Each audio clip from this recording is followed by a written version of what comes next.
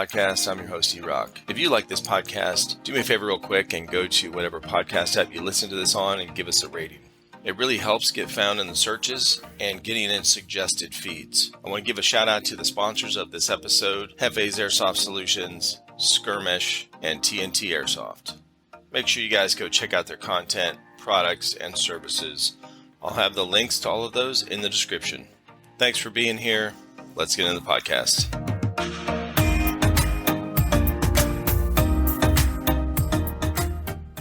Cry right there. Right? Talking about. All right. Welcome, guys. What's up, man? Hey, what's going on? So, welcome. Is it Freddy? Fred? Yep. You can call me Freddy. Freddy Flux. Hell yeah. Nice, man. Appreciate you being on here. We got TNT and I did a podcast like a while ago, and we were both drinking on the podcast. Ended up talking for fucking 3.5 hours. It was just a few minutes shy of 4, man. We didn't get to bed till about 1:30. I think it was That was a long fucking night the next day, man.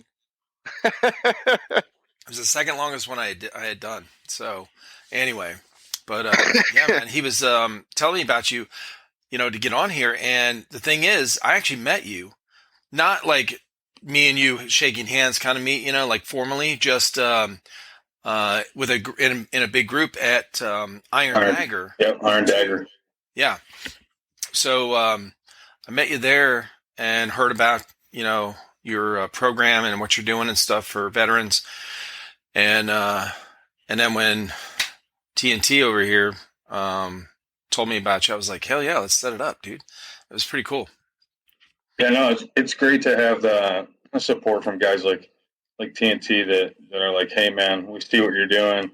Let's partner up. Let's work together. Let's spread the message. And that's really what, the organization's about. It's just kind of getting it out there. The airsoft industry is what it is. The community is what it is. So we've had better words have ever been said. We've had to sludge through our fair share of shit. So, Dude, yeah. 6 years though, man. So, wow. Congratulations, man. Okay. Yeah. So we've hit our stride. Yeah. So how did you start that? Like, how did that come up? And I guess give a little background on yourself and how you got into airsoft in the first place. Yeah, sorry, I live right by the Navy bases, so helicopters, aircrafts are always flying back. I was at a friend's bachelor party, and we were on like the 9th hole, and this dude we were golfing with, he's a Marine, and he served in GWAT, and we were both out. He's like, hey man, check out Airsoft. And I was like, man, that stuff is, XYZ. And I was like, I'm not into that. And he's like, no, here, take my card. And I was like, dude, what a loser. This guy's got cards. Like, I was going to say, what? Cards for Airsoft? What's he doing? Yeah, he had like the team card. Like the stuff you don't really see nowadays that would really go a little bit further. A guy hands you a business card and you're like, oh, you're legit.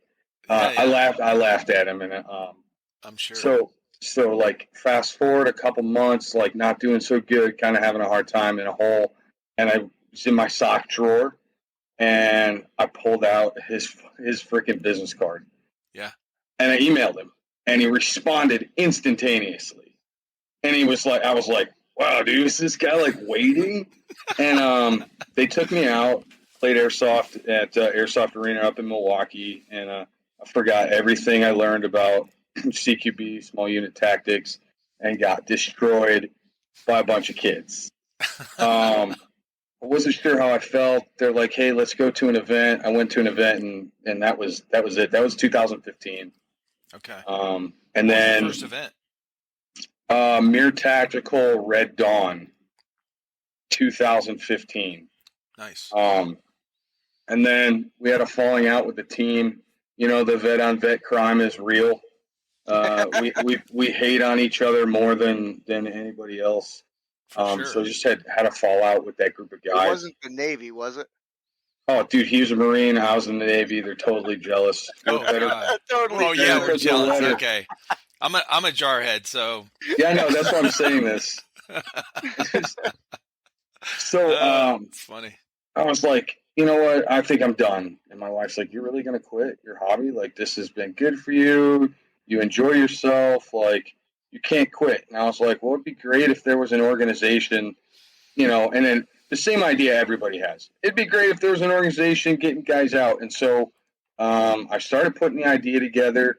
I got pulled into Milsim pretty deep with Centurion and then with Third Coast Airsoft. And then I fell into a leadership role within like a year of joining them. And so the rest is kind of history. Like VFA just kind of became a thing. I was naive to veteran charities in Airsoft. So I didn't know any of the back history. So I think that kind of did us a good thing because I didn't listen to the hoopla. But man, did we sledge through some crap, and we've had to weed out. Yeah, well, I don't know any of. I'm very naive with that kind of shit. I don't know.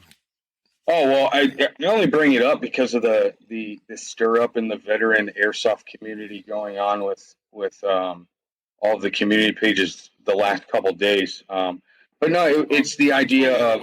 I was gonna say, you can't just go there and then go past it. Come on, well, dude, I mean, like, hopefully everybody listening is so. You've got the top tier Milsim producers, right? Yes. And then you've got other groups of guys, and now all these guys are veteran status, right? So it's the industry is veteran driven, right? You're talking about military veterans or veterans as in I've been in Airsoft a long time? No, military veterans. Okay, like, I gotcha. You know, Third Coast Airsoft's owned by vets. AMS started as a vet org. Milsim West is the biggest veteran organization of Milsim, right? Mm-hmm. And so you've got these differencing of opinions and how people can use their veteran status, and just that whole drama has just drummed up this internet war between a pink unicorn dude out of Michigan and the Milsim West player base, which it's just been stirring up. Good. I had no clue. I'm going to tell you the drama, the Airsoft drama that I guess saw recently was Unicorn Lady. I forget what her name is. Oh my God, Unicorn Leia. That shit was so and then stupid. Talking about and I'm not trying to promote drama on here. I was just kind of surprised by it, I guess, because they're all talking like we don't like to promote drama in Airsoft, and then you go on Instagram and drama, like literally stir up something that has nothing to do with playing on the field, has a totally separate. It's real steel shit. Let it go. With white supremacy and supports white supremacists and all that kind of shit. And I was like, what the fuck? So speaking of which, did you see my post to her? Yeah, dude. I couldn't even get a response. I'm like, have them on, talk to them. No, right? Have a conversation about it. They're not going to because then she doesn't want to. That's not why she's posting it. So I know that was the only. It's just for clicks. So that's really. I don't know anything else. Like somebody posted, but see, I'm really. Honestly, I don't have time to scroll through a lot of different things. I'm putting out 3 podcasts a week, which means I've got to record. Do these a few nights. I still work. And then we watch our grandkids. Pay people to edit them, don't you? And then I do everything. I edit everything. I build the website. Come on now. No, bro. It is.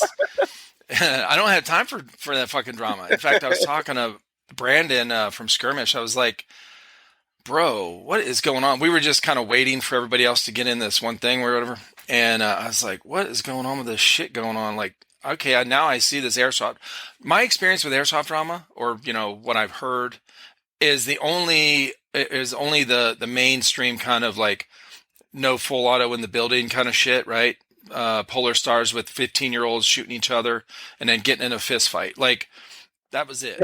Yeah, that's all healthy. That's healthy drama. Yeah, it is. And you have the same thing going on right now with the AAPs. I've been having people come to the field going, you're chronoing them things, right? Because I guess I've had a few players that are like, dude, they're putting holes in people bad. Mm. Like they might as well be shooting steel BBs. And So, like, So how did you? So when you? So let me ask you this, Freddie. You when you had this idea, like you were ready to quit the pretty much back out anyway, right? Like you were kind of done with it, and then uh, you just were like, okay, I'm gonna start supporting. Like, what? How did that go from, hey, I'm about to get out to, hey, I'm gonna start this thing? So my wife's like, well, put it together. Like you keep talking about running a team. Like I've always been a team oriented guy. You know, in my military career, when we did intramural sports, I was the guy putting the softball team together.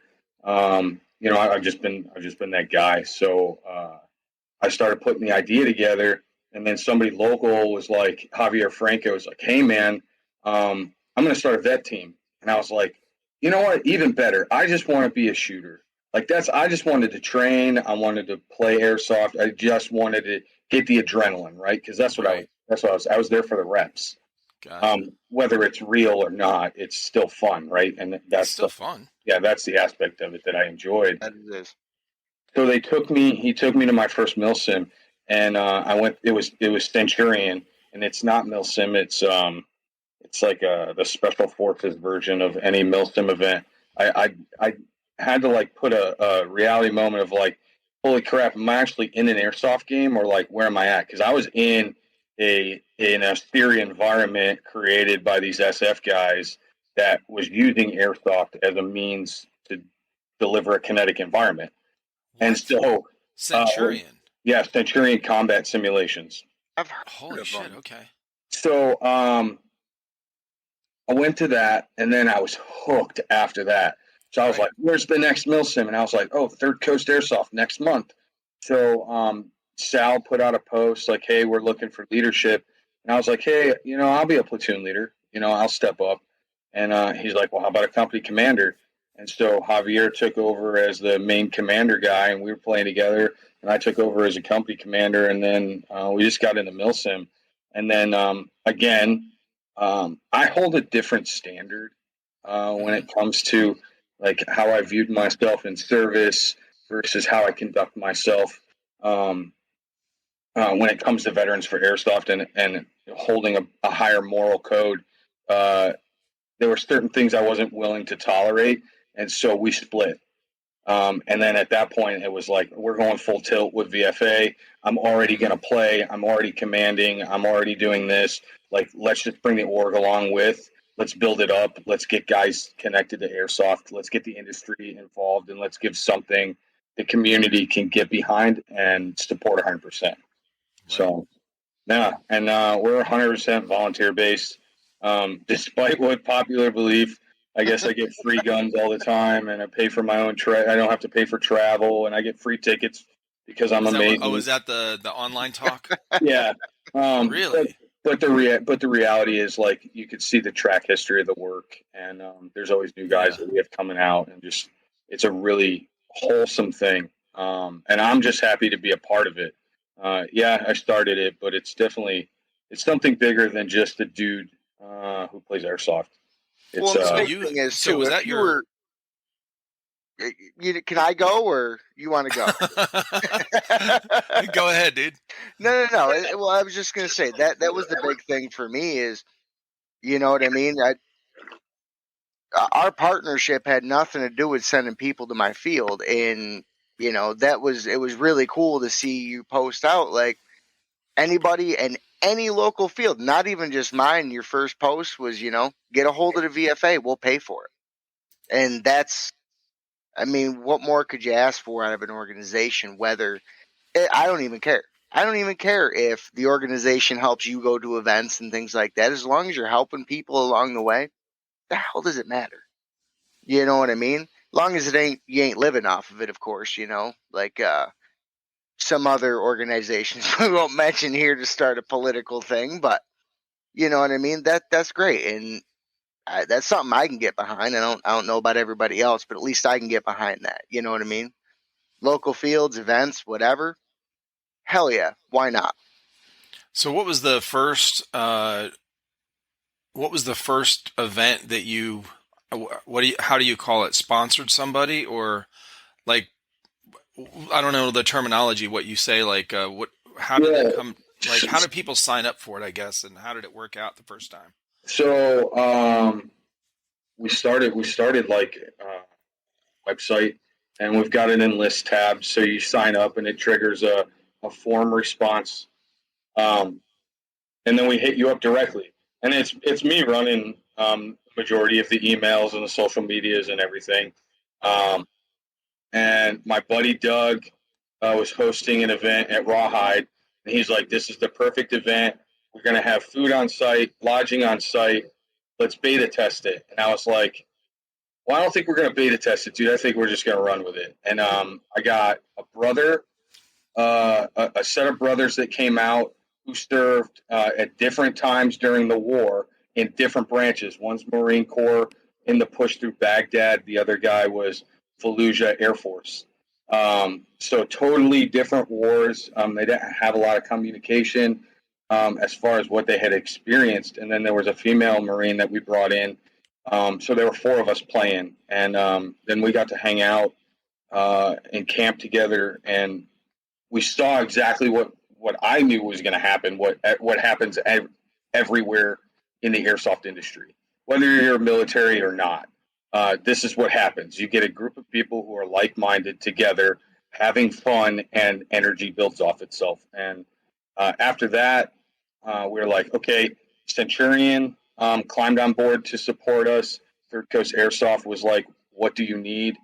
And so the first three events were Doug's Rawhide Ranch, Bone Strike. We brought 3 vets out to, and then Centurion. We take smaller groups to Centurion because it's a little bit more intimate and a lot more advanced.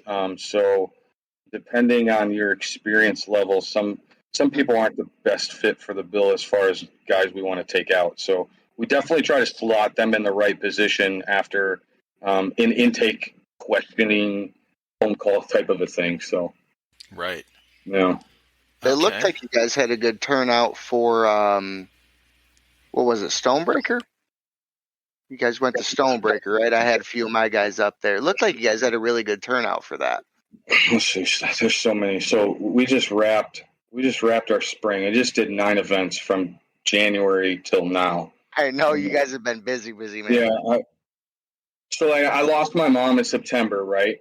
And anytime you have a massive loss in your life, one of two things are going to happen. You're going to resort to negative behaviors, or you're going to break through it and build off of it. And I decided that, I'm like 38 years, going on 38. I can't act like a 20-year-old anymore. So I just totally dived headfirst into my organization and why we have it, mental health, right? So I was 9 events. We hit 60 vets over 9 events. 16 brand new guys introduced to Milsim. So, it's working. We're hoping that the bigger that we can spread the message, the more the industry is going to open up and the bigger we can grow it. We would love to compete nationally on a charity-wide basis. Yeah, how does that work? Like, so you said I've never heard of other charities in airsoft that I know of, for like veterans or anything else. I don't know. I've only been to 2 milsims, and a couple of like indoor fields or whatever. So my experience is very little. So I'm not sure. And I've never really experienced any of I just heard about you at Iron Dagger. So I don't know, it's only been a few months. So the track history, we go back and talk about the track history from I know 2012 to 2016, 17, 18 when we came around. During that time, there was more than a handful, probably closer to a dozen groups, teams, individuals who started up organizations and may or may not have done the proper procedures. When you start taking money and donations, there's legal things that you have to answer to. Right. And so I think people think, charity, it's a good way for me to drive my business. Dude, 100% fantastic way to drive people to come to your business and for you to give back. But if you're going to start a charitable organization, like, there's a 501c stamp that gives you tax exempt, and that's what donors want. That's what most people, you have to answer to a higher power. Where's the money going? Where's your board of directors? Where's your bylaws? All these things that, as a small business owner, which I am, you don't necessarily have to follow. But with the charity, there's a little bit more stringency. So I think that got guys in trouble.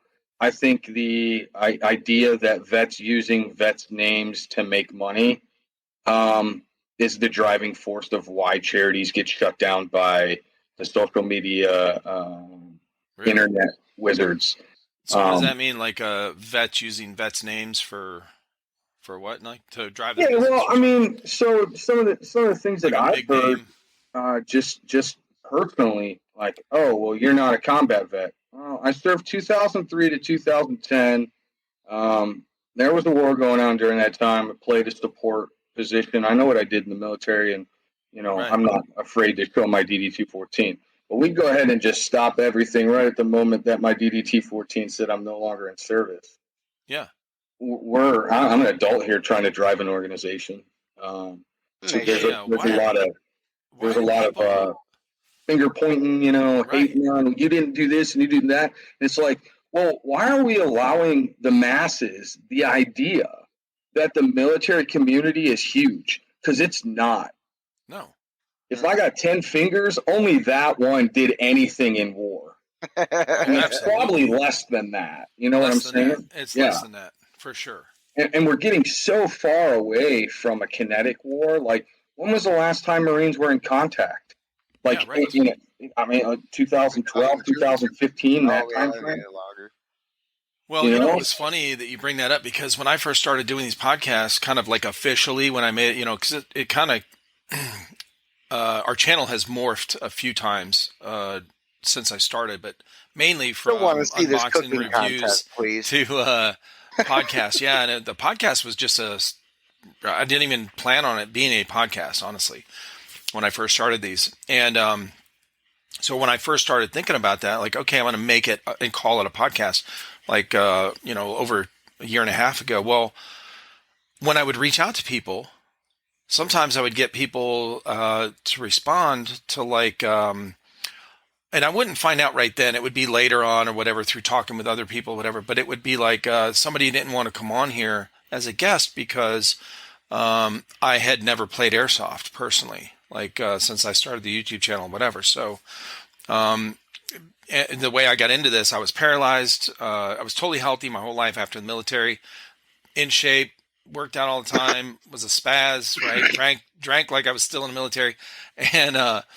And then a few years ago, out of the blue, Guillain-Barré syndrome, I was paralyzed within like 4 days of having a first symptom. So coming out of that, two of my older sons who were in their 20s, they started getting into Airsoft, and I started the YouTube channel to have something to do for my mental health, because I was going fucking nuts. And so that's, so I don't have an Airsoft background. And when I found out some people didn't want to come on here to be on a guest on here because they snubbed their nose at me about that I wasn't in Airsoft. And I'm going, well, I spent 4 years in the Marine Corps. What did you do, bro? You graduated high school and started playing Airsoft. Like, what the fuck? Like, my shit counts more than yours, okay? And I didn't ever say that, but once I started finding out this was like more than one or two people that were responding this way, I was like, what? Like, are they really that? Okay, maybe they're young, maybe they're mature. I don't know, but I'm like, why would you? It's like elitist mentality, right? Yeah, isn't that weird? Cool club, we're cool, but you're not. You haven't gotten shot in the face enough times to open a podcast. You haven't done this, and it's like, man, you want to know why we'll never be as good as paintball? And I have said this, I don't know how many times, and I'm going to put it on a fucking t-shirt. We're never going to be as good as paintball because of this reason right here. We're not an inclusive and all-inclusive, welcoming community. What we are is Lord of the Flies meets Warriors in an environment where most of these people are afraid to get punched in the face. So you would never see them in an MMA gym, but you see them out in an airsoft field, just cheating at a game where it's all about honor. It's Right. the dichotomy of airsoft is just so interesting to me. I look at it a little bit differently. Your story and Eric's story, my story. I was never a vet, by the way. Just have mad respect. Well, you're just drop out of the call now, bro. All You right, don't that's fine. All right, guys, bye. No. I'm just a weird thinker, and at 10 years old, I'm like, I'd love to go fight for my country, but not for oil. Ain't doing it. That was my thing, and that was my choice. I'd go if it was something serious, but aluminum tubes, not my thing. But that's the greatest thing about airsoft, I think, is I'd probably put that over 50% of people that come to play airsoft just needed something. Me, I was going through a bad divorce, trying to fight for my kids to make them safe. You know what I mean? Getting fat, getting out of shape, sitting here playing friggin' Call of Duty. Nope, let's get out and make it real life. You know what I mean? It's good for the brain, even just getting out a little bit. You know what I mean? And I hear that story so much. That's the most important thing, especially with Milsim. I can understand where Frederick's coming from with the whole elitist mentality of Milsim, because you do see that a lot. But that's once people, I think, understand.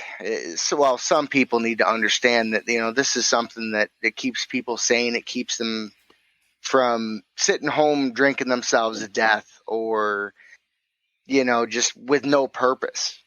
And that's the great thing about airsoft to me. I know it probably saved my ass from being an absolute alcoholic for the rest of my life. You know what I mean? Just getting out playing. I met the love of my life and my next wife, hopefully my last wife. Let's put it that way. Could you imagine if you took, and I'm very much not an open play guy. I don't do the open play. I don't do the local stuff just because I find that, one, I'm not willing to lose a tooth in this type of a environment, right? The fun is not at the level at which that I would lose a tooth for. I find myself getting a lot more aggravated because there's more chaos and less control. So I find myself driving towards the more adult-driven events. Now, I work with kids at a military camp in the summer, and we utilize airsoft and we teach them training. And I think that if local fields took a heed and took warning and said, hey, like, I've got some bad behavior happening at my field, how can I have a positive influence on the player base so they're better tomorrow? And instead of choosing the class clown to lead your games, and I've never been to TNT, so this is not speaking on anything you're related. I'm just saying what I've noticed over the years and where I've played is the field owner, the atmosphere of the field. What are you building? What's the motto behind your business? These are things that parents should be asking themselves when they're sending their kids to these airsoft places, because not every airsoft field is treated equally. And I want to say this because we get approached by I don't know how many fields, and TNT is actually one of the first ones that we've been like, absolutely, let's kick this thing off. And what he's building is definitely an environment where kids, I think, can learn. I want to hear more about TNT and what you guys got going on out there for sure. Trying. Well, and that's along with what you said, there becomes that thing of the people that work for you no longer work for you. They're your friends, and that's great. However, it just ends up with problems where their friends now get away with murder at the field, and the general populace that just wants to come out and play doesn't. You know what I mean? And that is a big problem in the field game. I agree with you. I mean, I've Yeah, seen man. it. I think we've all seen it. You know what I mean? So Oh, I've well, never it's seen it. fine. I hear it all the time from all these different people I talk with. So recently I had someone on that was he's fairly young, like a young adult, and he works at a field, and we were talking about some things. I edited out part of the what he was talking about because I didn't want him to get repercussions at where he works or whatever. But I mean, he wasn't talking bad. It was just a couple minor things, really, that I thought maybe, okay, maybe his boss wouldn't like to hear that, that Right. he's doing something or not doing something or whatever. But so, I mean, I've heard on both spectrums. Like I've heard some people talk about indoor fields that are run really, really well and organized. It really does, Freddie, what you're talking about. It comes from the top, just like we've seen in anything else. Like there has to be organization. There has to be kind of a chain of command. This goes from, it starts in the family unit. Like this is a human thing that we have to have this. It's in nature, right? Well, it's not just human, in the animal kingdom as well. So you have to have a hierarchy. You have to have a chain of command. You have to have an organization, and there has to be balance. Like if it's too strict, it's not going to work too well. If it's too loose, it's not going to work too well. You got to have that happy medium, and you've got to have the right personality types and the right people in positions of leadership, and where they can be stern enough to hold people accountable. And I mean, these are basics, and I've heard a couple fields that are run really, really well. And obviously we see that with the MilSim event coordinators, the ones that are doing really well. I've talked to a bunch of people that are they're trying to start out hosting their own events, and they think, oh, I'm just going to, I know a bunch of people. I've been playing for 10 years. I'll just reach out to like 100 of my friends, and we'll just go over here and have an event over this field. It'll be fun. There's a lot of shit that goes into that. So you've got to, anyway, so a lot of behind the scenes work. It's not just, hey, let's go play over here. Yeah, they said we can play there. We all just pay and we'll just go, no, that's not. So Sure it is. usually those events end up like turn out like shit. Okay. I have a great analogy for those events. Everybody wants to be a dungeon master, but nobody's been on a campaign before. Right. That's like, that's a good one. Yeah, the conversation has been spun up. I've seen it today in the North American community page. DAO talked about it last night on their podcast. I talked to Greg about it the day before that. It was about, when you're running events, are you stepping on your foot? Is admin getting in your way? Does staff need to be volunteer? Do they need to be this? Do they need to be that? And a lot of people think like I could come to the field or to the event space and host an event. They either totally misinformed or they've got these huge elaborate games that just crash and burn in the first 30 minutes because airsofters are airsofters, right? So I think everybody should look at, we talk about the military influence. If you look at military training, the guys that are running the top tier event hosting companies and the guys that are running the fields that are doing the best are utilizing that team structure, that training environment where they're driving the customer to play their style of game. Mm-hmm. And I enjoy trying everybody's different flavors. I used to say 31 flavors of airsoft, try them all, right? All right. Now, Travis, how did you find Freddy? Like, how did you guys meet, and how did you end up inviting him out, to be a part of TNT? Excuse me. Sorry, I've been fighting this. I don't mean to cough over anybody. It's not that sarcastic cough, I promise. I've been fighting this cough for like 3 weeks now. Oh, you're good, man. As long as you ain't drinking, I saw you drinking Coors. Yeah, that's good. Hey man, I'm not on my Miller. Now Miller's in the shitter, bro. They just came out with their shit. Okay, we're done with that too. Okay. Yep, I know. we'll just keep going down the line. Eventually, I end up with like Mad Dog or something. Apparently, Hey, because at I least mean, they there's can a keep their ton mouth of, shut.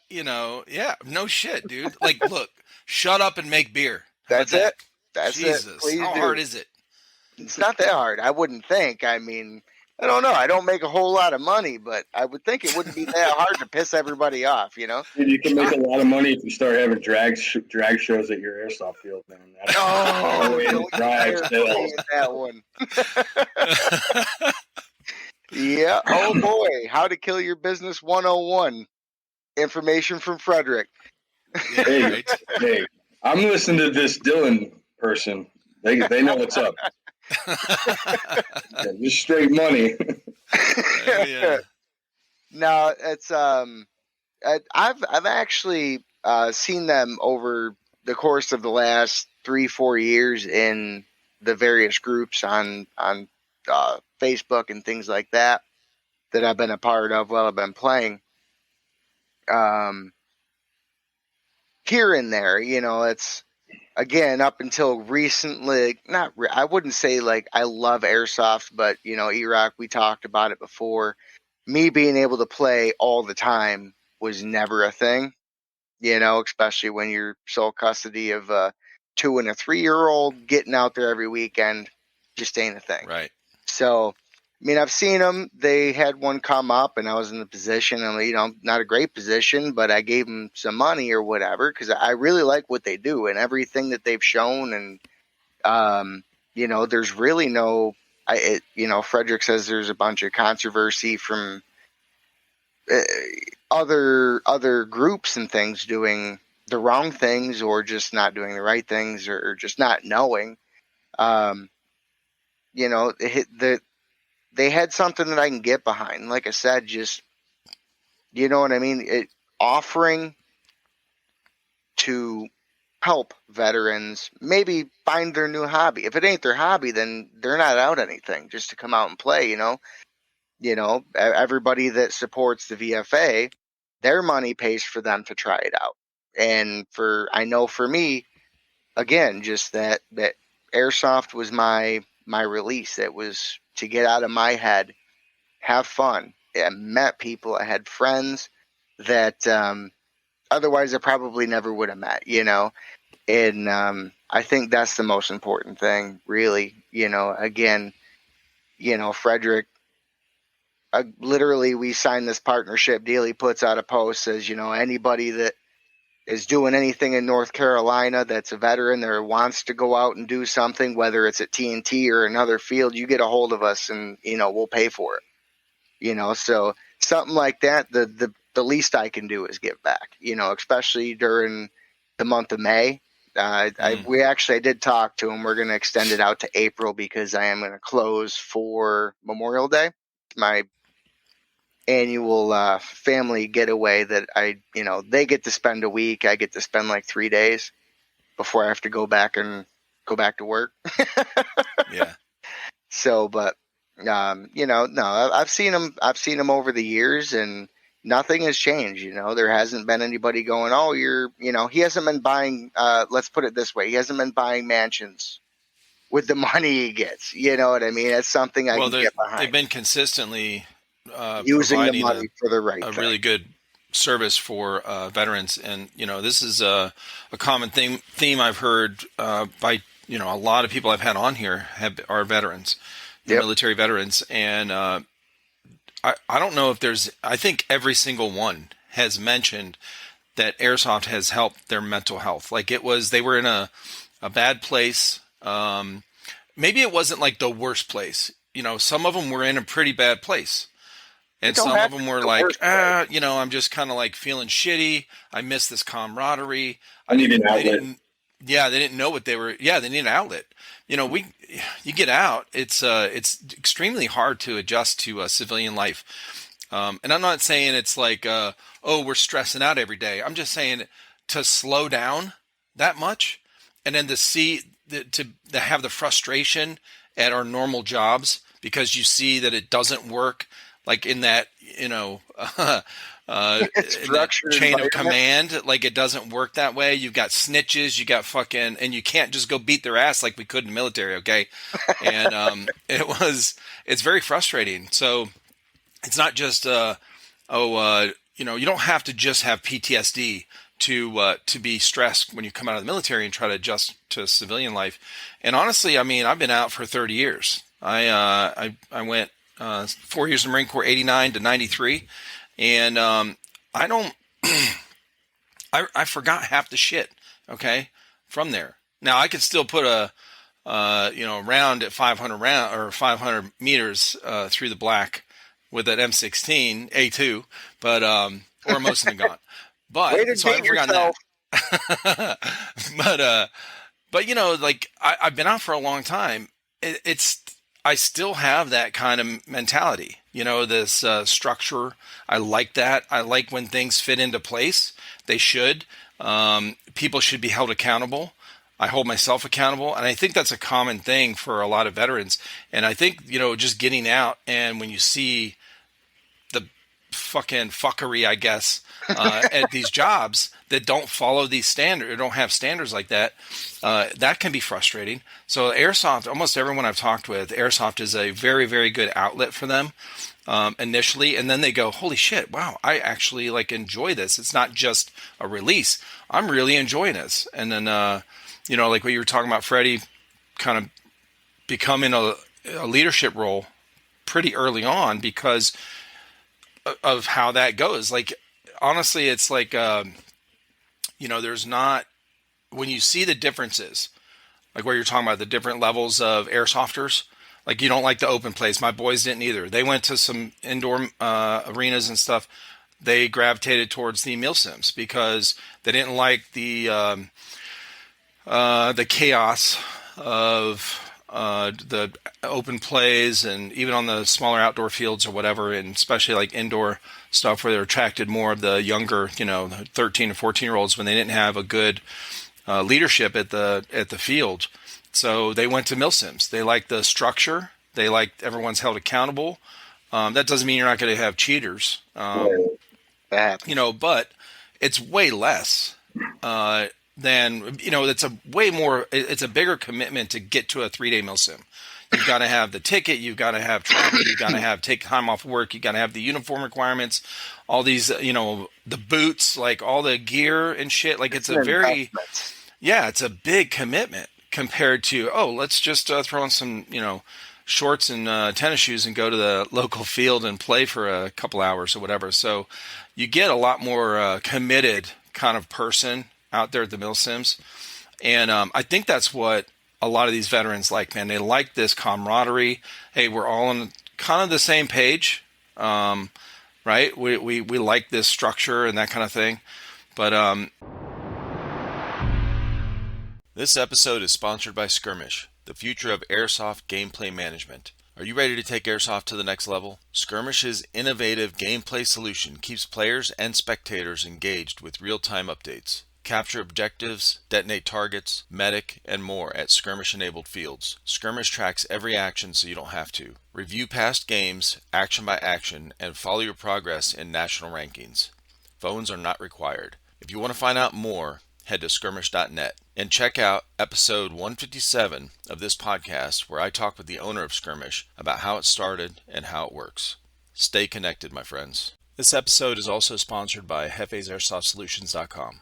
Are you looking for a company that puts the community first? Look no further than Jefes Airsoft Solutions. Their founding principle is to offer a way for players of all types to get the greatest experience possible. Their passion is to make a difference in the airsoft community and serve each of their customers with the utmost respect. Be part of the conversation by joining hundreds of fellow airsofters in their Discord server. Here you can find out about upcoming events, sales, giveaways, and more. Don't wait any longer. Join today and start enjoying all that Jefes Airsoft Solutions has to offer. Together, we can make a difference in the community. So Freddie, when you, how does your charity work? How does, so do you guys take donations? Is there something on your website where anyone like myself or anyone else could just go and donate to the cause? Do you reach out to these event coordinators or fields? What about sponsorships from name brand kind of airsoft manufacturers, or how does that work? So yeah, if you want to donate, you can hit our website and there's a donate tab. Links you directly to our PayPal. PayPal, believe it or not, across all of the platforms is the cheapest when it comes to fees. Right. So you donate that way. There's a store, so we've got swag that we cycle through hats, and we've had some silkies. We've got some hoodies. We've had T-shirts, patches, of course, because everybody loves patches. And the way that the program works is we take donated tickets from event hosts like Third Coast Airsoft, Operation Lion's Claw, Centurion Combat Simulations, AMS, and those go directly to the veteran that has signed up through our program. And then we use that funding, to purchase gear. Right now, we just closed. We were running out of 3 regions, so everything's back here at HQ. I think we're sitting right at 12 to 14 player kits, and that includes eye protection, mouth protection, a weapon, magazines, sling, dead rag, tourniquets, X-Fog, ear protection is one that we added. We knew that was going to be something that we needed to keep, because everybody has tinnitus, everybody has hearing loss, and at these bigger games, we give them pyro and BBs, and sometimes the pyro, well, tagging was the best, right? It's been limited, but still, you get stuck in a room and you get a couple grenades going off.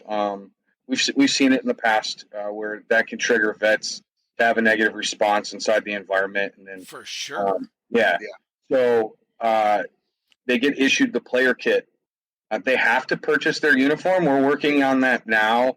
Nice. Emerson's been great to open up conversations with us.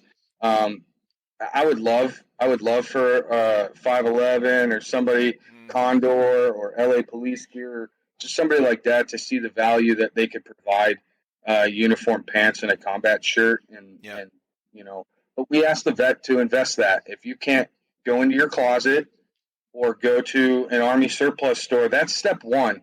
I don't want the first thing that you ever do to reconnect with the military to be at a milsim field. Right? I want you to start digging through your closet, look through your awards, start feeling things. Okay. You know what I'm saying? It's all part of the process. Yeah. You get guys that, they've gotten a little round. They put that uniform on, and now all of a sudden they're working out 3 weeks before this event. Tell me that's not a good thing. So we push the uniform on them. Outside of that, we try to offset travel costs. Travel cost is the biggest thing. Yeah, that's a big one. Yeah, we don't fly guys out. Right. We have in the past recuperated anybody outside of 300 miles that's traveling. We'll recuperate 1 tank of gas. That's been something we've been able to do. And then when they get to where we're at with the event, they get a full VIP treatment. And we've got a big GP medium tent that we put up with 4 cots in it. So 4 guys, 4 vets, and we're co-ed. We have females come out and they lodge up with the guys. It's a field training exercise. We don't play this whole gender thing. There's no time for any of that. We're here to have fun, play, break down some barriers, get to know some people, have conversations with pogue-ass bitches and battle-hardened combat, and and then you get the guys that creep around that are like, man, I'm a patriot, diehard, and we're open to everybody, man. Strap hangers, the whole 9. We can't, without a support system, Airsoft sucks without the support system. Right. I had, sorry to interrupt you. I had a personal friend of mine. She was a Marine. She fought over in Iraq, and she was on Facebook, and she's just kind of feeling down about it. Like, she's posting pictures of the military, and, I kind of miss the life. And it just had never occurred to her. I'm like, she don't live in this state, but I'm like, find a local airsoft field. Get yourself an M4. Go try airsoft. You're gonna meet veterans there. You're gonna have that camaraderie. And she's like, I never thought about it. She's like, but that's a really good idea. I'm like, absolutely it is. Yeah, you're gonna have the kids with you too, but you know what? You're gonna meet your people too that feel the same way that you do, that they're just a little lost right now. They need a place to go. Yeah. I think getting outside that comfort zone, one of the things that we struggle with, and I'm kind of glad that I get an opportunity to openly discuss this, is, Eric, you let me know how you feel on this, but you're 3 days out from a national mil sim. You've already gone through your gear 3-4 times. You've probably just, checklist this, checklist that, or maybe the opposite, and you've done absolutely nothing. But you start getting stressed. You start thinking about reasons why you shouldn't go. You think about all the things that you need to stick around for, and then you're searching for that one reason to cancel. Yeah. And we're working really hard on it, especially with our onboarding of people, is the one-on-one connection. So it's not enough just to be like, hey, man, I found this great organization. You need to go and get in contact with them. No, man, put us in direct contact right now. Yep. Right now in the same chat, put us in contact, because he don't know me. She doesn't know me. Right. They know you. And now you know me. And whether we know each other or not, that doesn't matter, because we wouldn't be doing what we're doing right now if we weren't somewhat good at it. And so we've been able to take and cut the percentage of vets we see bail out at the last minute. Right. But you would be surprised how stressful it is to ask a veteran who's been locked in their home for the last decade to travel a state or 2 states away to meet a bunch of people that they never served with, to do in an environment where it's somewhat dangerous. We tell them, hey, we're going to put you on a helicopter. And they're like, wait, a helicopter? They're like, bro, I'm trying to deal with my IBS, okay? Where's the fucking bathroom? I don't want to shit myself, all right? Yeah. Hey, is there going to be power because my CPAP machine? And we've been blessed with that problem. So now we're like, hey, what do you guys need? And so we're actually able to come up with lists like, hey, we need a generator that can power multiple CPAP machines. It turns out there's a couple guys on the elite milsim team that VFA has. It's the place that all these guys stay and play. There's only 3 or 4 guys that are like dying at night on a regular basis because they're afraid to bring their CPAP machines because there's no power. I'm like, come on. That's crazy. Yeah, you never know, right? Like, you would never know. And I can imagine, man, their first experience, they're signed up. Yeah, what you're talking about, it is. It's got to be really common. That has to be really common, because people in general, they don't like change, especially when they're a little older. They start getting a little apprehensive about all the stuff you just mentioned. Like, what about this and what about that? Oh, traveling, like, oh shit, like, and getting with people that you don't know. It's a big step. So I would imagine you have to have some. It's a great idea. Get in contact with them, start a rapport. Building a rapport with them, and talk with them. I mean, it's almost like you kind of have to sell them on the idea. We're recruiting for VFA is the new military for me. We're recruiting guys, and we already know it, right? It's a veteran driven, so we already know it. So I sell them lines that the recruiter used to sell us all the time. Like, right?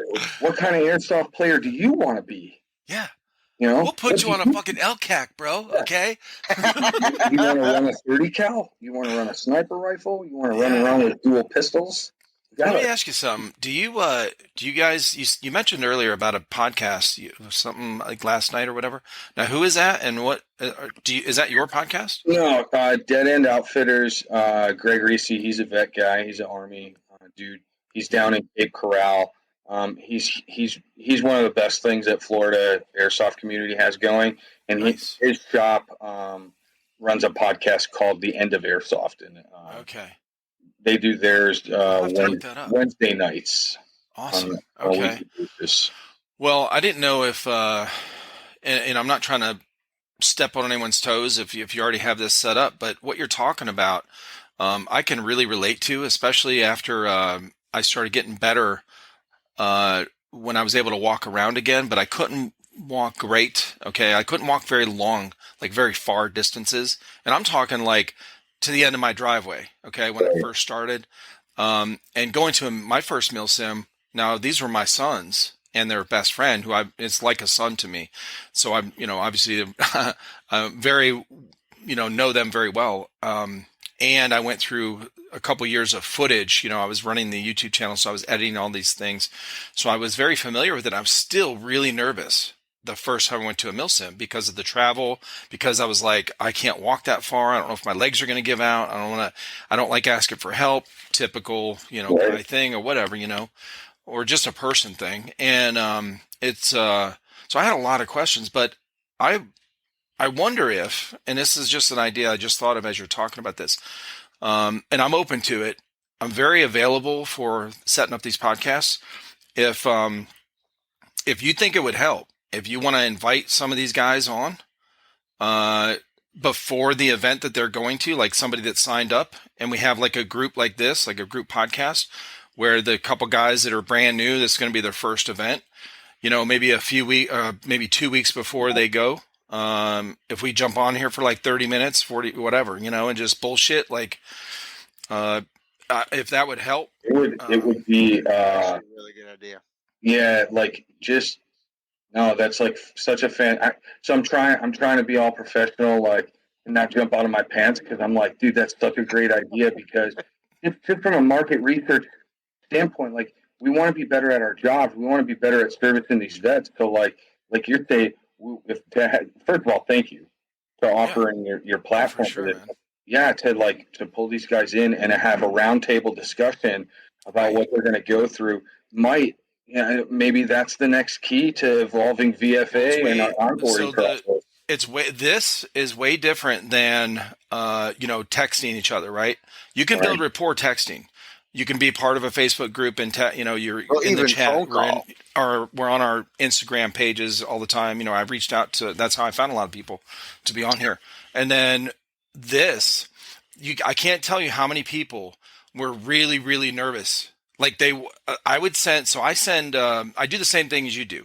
So a couple days before they're about to be on, like I schedule, a week, 2 weeks out, whatever. And they'll start texting me a couple days before, like, oh man, I'm really nervous. And now guys wouldn't say that, but the girls I've had on, they're like, hey, I'm really nervous. Everybody's nervous. You wouldn't even That's what I said. I didn't know I was even allowed on your thing. Dude, and I've had a couple people say that. And they go, so this one girl I had on, she was like, she was great, okay, the whole time. And then she didn't even look nervous, okay? And at the end, so I was like, hey, thanks for being on, tell everybody where they can find you. So when she got done, she was like, oh my God, my hands are so wet right now. I was like sweating, and she said I was so nervous. And so it's a very common thing. And I just think it would be really, when you have this video call, you can really break the ice. You can break it down for people. I'm a veteran.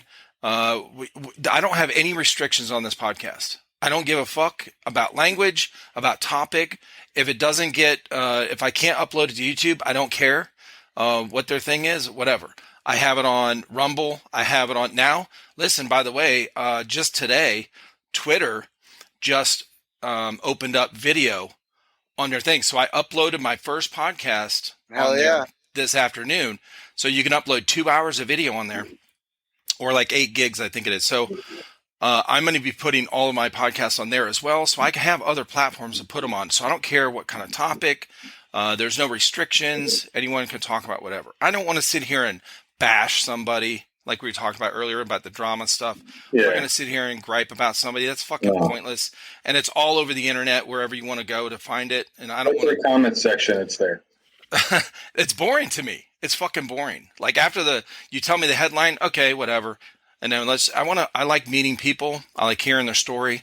And I like making people feel comfortable. Just like, because I was really nervous when I started these podcasts. And one thing I could see being really awesome about that too is you're giving the person a chance to not only BS with you, but also they now have faces to go with.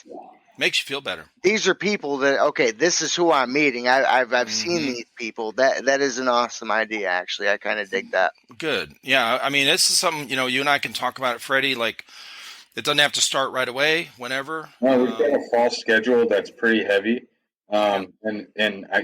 I'm on my wheels already. Like, Okay. you know, I'm the guy that likes to think that he can do everything. So like we had set up to do a podcast and collecting conversations Right. is how we can further service ourselves. Watching, I watch tons of podcasts. A lot of them are military training, law enforcement training, military driven, veteran driven. And one thing I always notice is like, if we don't come together and collaborate, whether you're this side of business or this side of business, we're lucky. We're charity, so we get to have the moral high ground all the time. Especially because we're volunteer. That's true. We're 100% volunteer based. Nobody gets paid nothing. It all Gotcha. the money that we raise in Airsoft community goes right back into these guys Oh, playing. I'm sure. So I'm sure. I just think that the wholesomeness of having platforms like what you provide is great, and it's professional too, right? It's steady. So that's one of the things that we've noticed over the past 6 years is well, if we're going to start a podcast, we got to make sure that it actually can go the distance because it's a big job, and the reality is, I can't do it all. So right. I've been asking for help, and like the fact that you're willing to jump in and assist us on having a roundtable discussion, it gets the organization out there. Whether you decide to play with veterans for Airsoft or you go with your buddy, and you go that route, and trust me, if there's 100 guys that are veterans getting into Airsoft, we're maybe touching 20% of it. It's so small. We could do more. And that's what we're trying to drive is just how do we do more? How do we in the relationship with TNT Airsoft, I'm really hoping we'll start driving the fact that I don't need to set up chapters where now I have to manage these people and their expectations, and now I have a staff. I would rather partner with field owners who want to provide that experience for free. We've got the kits. We'll send the kits out to local fields. Right. You guys have the BBs. You guys have the admission. Give them the admission, give them the BBs, and let them play with that player kit. And now you've got a customer. Right. And he's got friends. And now the local scene is growing. And then we can still continue to do what our mission is, which is connecting vets to MilSim. And now we've got a better recruiting source. So, yeah, that's cool, man. No, that's a great idea. It's mutually beneficial for the player, the new player that's coming out there, and the field owner. Yeah, that's a great idea. And if you guys want people to play, all you need to do is reach out to me, man. Yeah. They will be comped on their admission, absolutely, 100%. Because, I mean, that's the little things that we can do. You know what I mean? That's just getting people out of that funk, getting them into a good community that they can be a part of. I'm good with it, man. We do kids from 6 to 99. You know what I mean? So it's just something I talked with, obviously, Iraq, you've met my I don't think you've met her, but you may have met her. But I talked to Sam. Yep. Yeah, you had to do. We were drinking so much, we both had to keep getting up and taking pisses. So, that's right. She came over for me for a little while. She sat down and I was like, oh, when I came back from taking a piss, she was there. I was like, hey, what's up? So we talked for like 5 minutes, whatever. So I kind of met her. Yeah. Yeah. So, but I was talking with her, and I'm like, I really want to do something to give back. It's something I don't see a whole lot of people do. I mean, I'm not really in the greatest of financial positions to do it, but I mean, at least I'm trying. You know what I mean? And I think that's it, for every little bit that somebody does, you might help somebody else find something or do something that is beneficial to their own health. You know what I mean? Yeah. We get asked a lot, from different ranges, right? Airsoft pulls from every spectrum of society, right? To the poorest of communities to the richest of riches, where you've got 16-year-old kids running around with $10,000 headsets. Dude, it is the most diverse sport I've ever seen, ever. It's crazy. But here's what I can say to anybody that wants to donate. We started this organization off of $1 raffle tickets and $10 patches. So there's the wheelhouse that we're asking for. If you have $1 left in your pocket, I want you to donate it to my organization. Yeah. If you're standing there at the raffle on Sunday and you have $5 in your pocket and a full tank of gas, I want your $5 to be donated to the organization. I don't want you to feel like, oh, well, it's only $5. Man, that $5 and then your battle buddy's $5 and his battle buddy's $5 just paid for that bottle of BBs that veteran just played with. You know, it paid to upkeep the rifle. You know, it went to your $10 just went to a piece of pyro. You know, that totally just drew the biggest smile on their face, because the first time they throw that pyro, they're like, well, this is way better than that grenade training I had at basic. Shit, right? Yeah, that's funny. Helping, wanting to help. There's like, you don't have to donate monetary. You don't have to donate goods. You could donate time. You could say, hey, like, there's so many different ways that people can get involved, not just with Veterans for Airsoft, but with great organizations like Toys for Tots. I drive Toys for Tots. And I say that because we're gearing towards the last 6 months or the second half of the year, and everybody waits till December to start thinking about Toys for Tots. And it's like, no, man, November is the good month. October, end of October, into November. Those organizations, Mission 22 is in every state. They do huge amounts of work. Special Operations Warrior Foundation. There's so many great organizations out there that you don't have to donate money to. You can donate time or spread the message. And that is absolutely free to do. Tell somebody about us. Yeah, that's a good point, man. Yeah, real. Well, even being a part of your community, is there so you guys have like all the social media stuff, like a Facebook and all that kind of thing, where people can come in there and even if they just want to help with being available to chat or with these new guys or whatever, responding and things like that. I mean, I know it doesn't sound like much, but it's kind of like the $1 thing. Like, you don't think it's going to go a long way, but there's been conversations I've had even just in messaging, like text or on our Instagram or whatever. And to me, it's not like, it's not the hugest deal. But when I have the person on, they tell me, or like after I have them on a podcast, they're like, man, thank you so much. It was, it really meant a lot. They were really nervous, and then they got over it, and we had a good time talking, and they felt more a part, or, more part of the Airsoft community, just from a conversation. So, donating time, like you said, is, making these connections is a really important part. Huge. It's like the other half of Airsoft. The other, the big half of getting all your gear together, especially for a big milsim or something. That's all your, like you're grinding basically, like in a RPG game, right? And I got to work extra overtime to buy this thing and get this and then do this, and you look forward to it. But then this connected, the people part is the, probably 3/4 of Airsoft, the camaraderie and all that kind of shit. So it's really good. Yeah. So man, that's if somebody wanted to donate or volunteer for different events, what do they do? Is there a place on your site to go to and do that as well? So you can imagine that when we talk about volunteering, the massive amount of individuals. So because we are veteran related, law enforcement and first responders too, we try to stick to that demographic.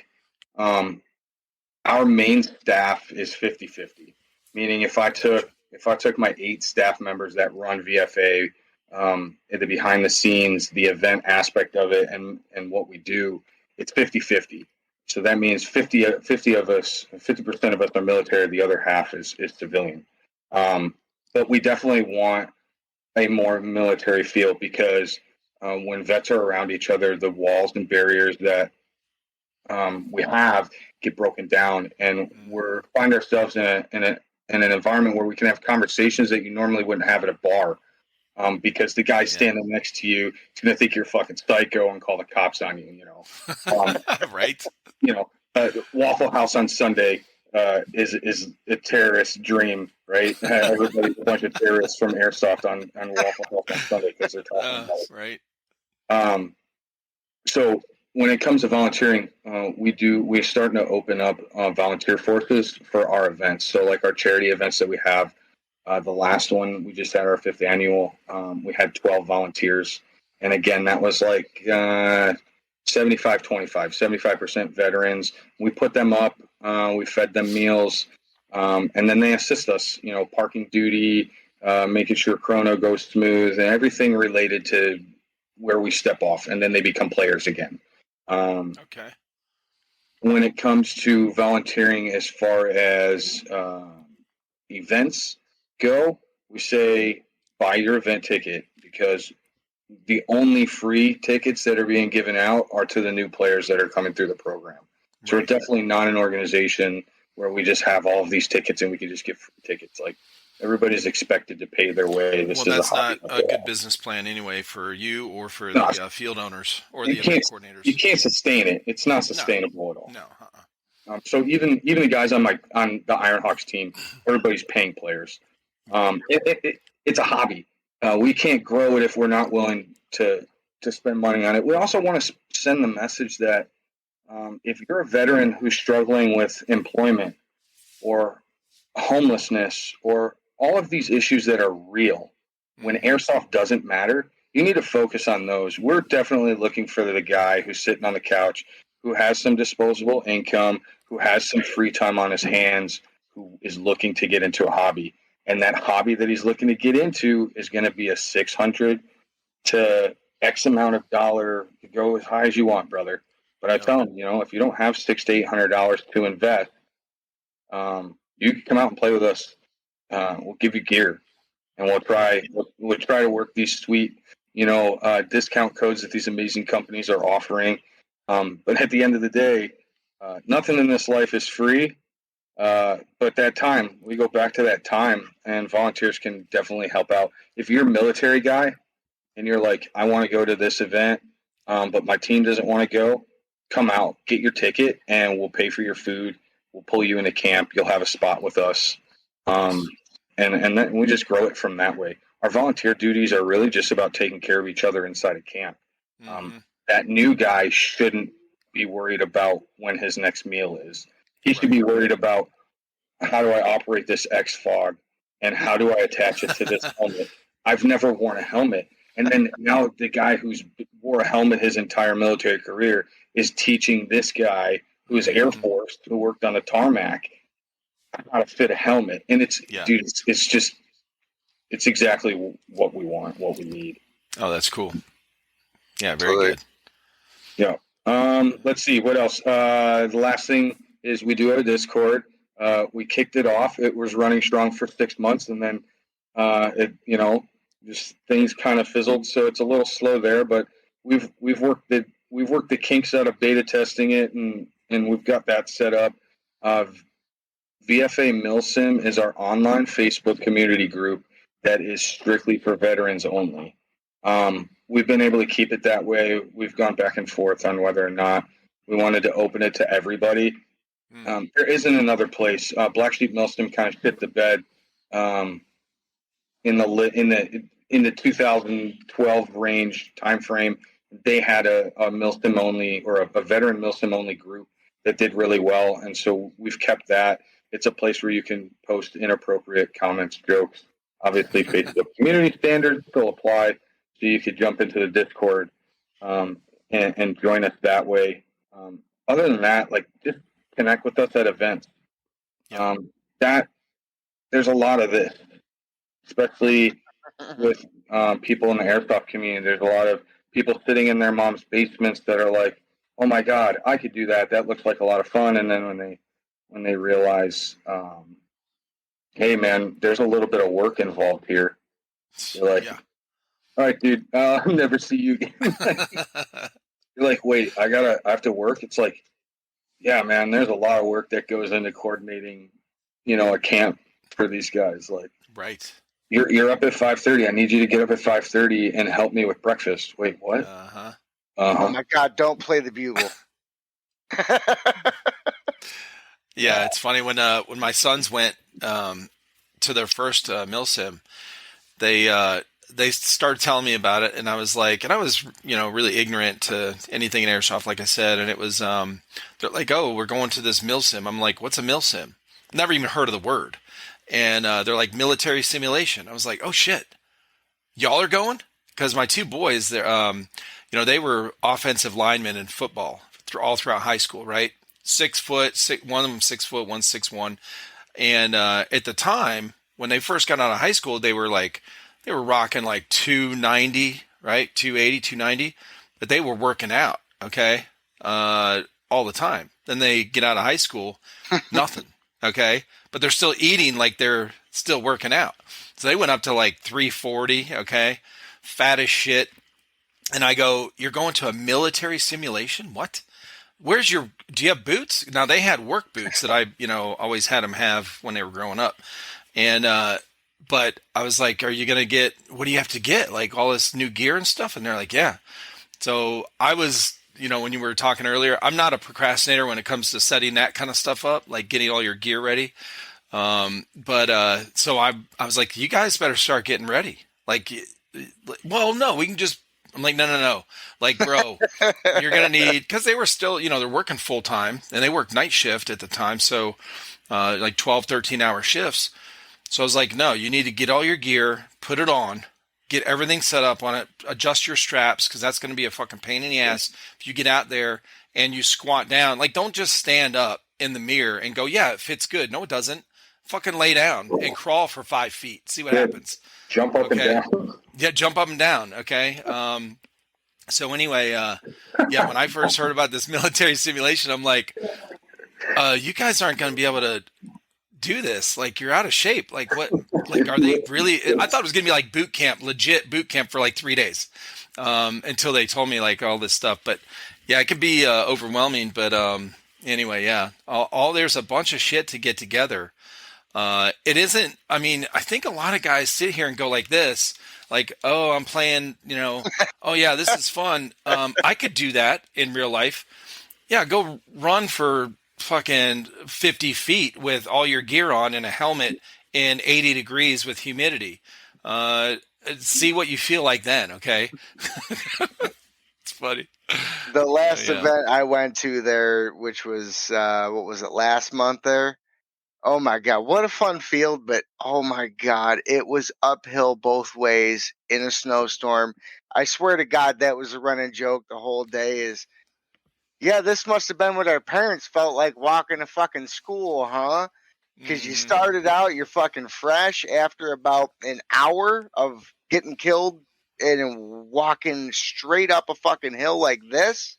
You're like, "Okay, I'm gonna be a little more, yeah, maybe we'll walk a little bit, maybe we'll crawl a little bit. We're Maybe gonna I'll try be, not die so much, you know." yeah, what I mean? don't expose myself so much so I get shot. Right, because I don't want to walk that hill suck. again. Right? That's funny, man. Hell yeah. When Freddie, man. you were talking about your getting your boys ready and all that stuff, and I just think about the first 30 seconds of any event where it's 1, 2, 3, go, and you just like, so that was the first. It sticks in my head. I'm like, all right, man. So when they say go, we just run, right? And I was like, all right, what position are we running to? What order are we running in? And he goes, no, we don't run. Is what Bobby says. He says, "We don't run." And I'm looking at him and he's like, just sit back. He's like, "We don't do anything for the first like minute." He's like, "We just watch all the retards." And I was like, Yes. "All right." And he's like, "Watch." And I was like, all right, dude. So we're standing there, 1, 2, 3, go, and everybody takes off running, and like maracas just start falling out. Max, this, pistol, that, and he looks at me and he goes, "Who needs Evike when you got guys who don't know how to secure their gear?" And oh my God, that's funny. From that moment, like I always make sure I pick out 1 or 2 kids, younger, you know, the 22-year-olds, they don't want to be told nothing. But you walk up to a 15, 16-year-old kid and you're like, "Hey man, can I just show you something really quick? Take a look at it. If you don't like it, I'll fuck off." Yeah. And I always tell them, like, just jump up and down for me. Like, do you see how that all just shakes? It shouldn't shake. It should be tighter on you. And it's like, well, that's uncomfortable. And it's like, well, yeah, dude, you're not wearing a hoodie. Yeah. You're wearing combat gear. Like, then you see these guys run around and they just have so much gear. You're like, dude, you have 9 battery sources on you right now and 3 ways to charge them. Like, what the frick? I'm over here like minimalist with a backward. Yeah. That's how I these run guys too. start getting all their fucking gear together. Now, all their stuff, you know, that you wear on your person, they got, and they're like, and I was like, hey, if you're going to get new boots, start wearing them now. This is like, you know, 3 weeks before the event. I was like, start wearing them now, break them in. You do not want blisters on that fucking first day. You'll be dying. Like it's a lot of pain. Okay. I'm telling you. It's a fun ruiner. And so, especially when sweat gets in that bitch once it breaks. Okay. So, they started packing, and they had bought these 44-gallon totes with the lids. Okay, fucking huge, bro. So filled to the top. So they brought all this fucking extra gear, like everything. And then, so they each of them had one of these big totes. And so then Johnny comes over. That's their good friend. So they go get him. They come over and they have their pickup truck. They have a Dodge Ram 1500, right? Like a newer one. The whole bed is packed for 3 guys for 2.5 days. And I said, "Dude, what do you?" I fit everything I owned in a fucking sea bag for 4 years. Like what? I don't know what you're doing. Sea bag. I still like we go on the field op events, and I rock the sea bag. I live out of the sea bag. I'm like, nice. What you think you know, what you think you need, you don't. And then when EPM or PTS release those EPM ones with the 250 rounds, dude, I don't need to carry 11 mags anymore. I can carry 5 in an Odin speed loader, dude. Oh, I've never. I think maybe once or twice I've run out of BBs. Yeah. Again, I always sit in a chair when I play Airsoft, so I don't shoot that. Oh, that's funny. I've seen some videos. Speaking of that, I saw this. I follow a bunch of like paintball Instagram pages as well, and I saw this one. You know, it's a speedball tournament match, whatever. But this guy runs. He's got a chair, fold-out chair. You know, one of those camping chairs.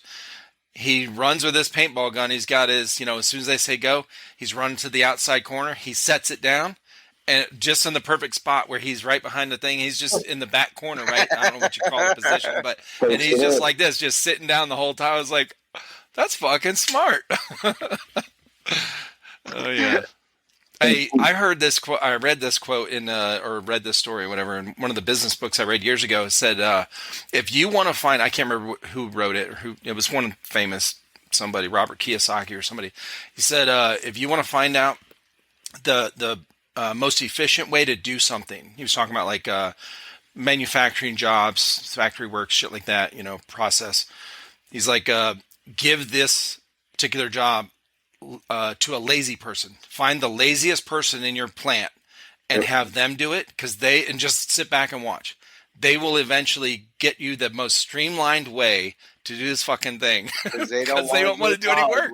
Dude, the last thing that I did with my military career was work with a team that specialized in that Japanese man. It's an actual.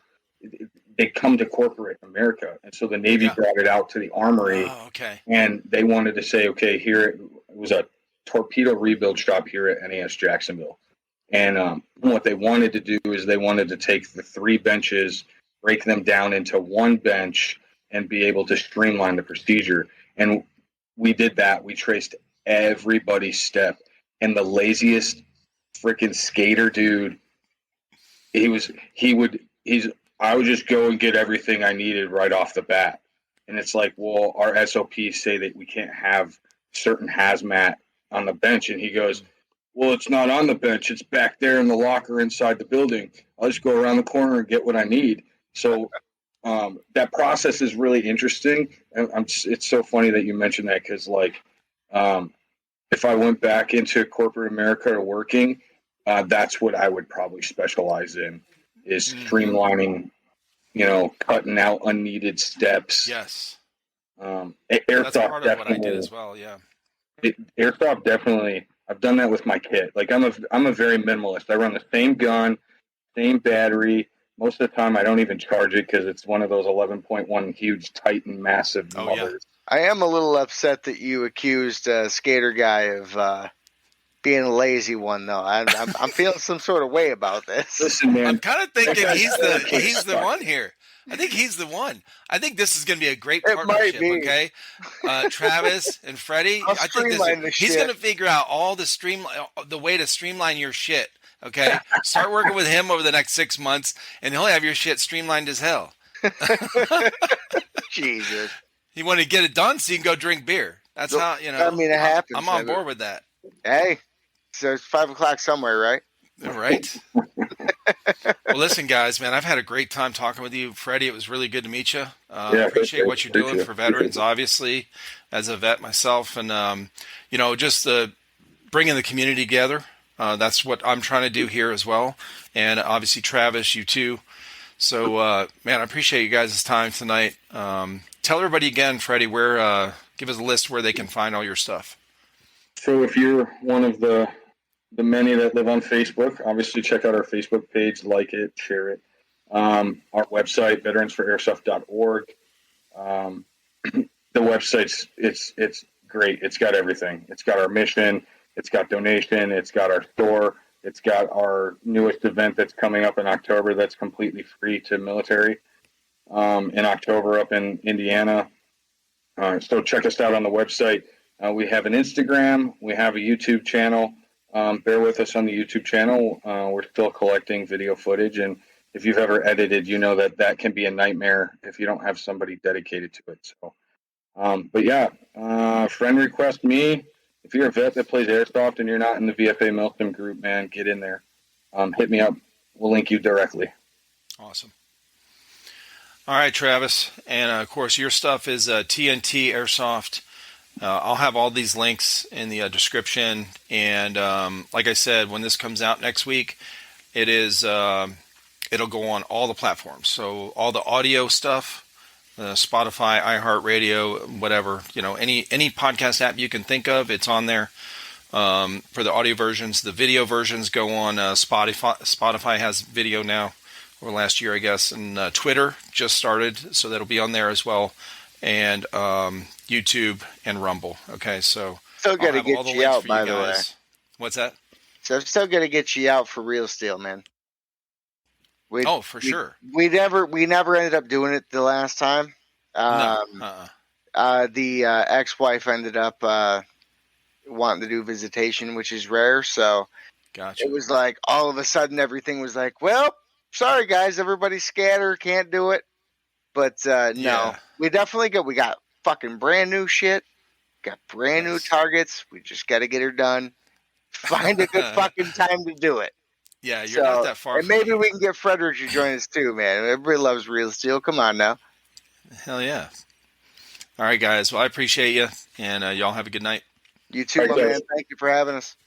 All right, brother. See ya.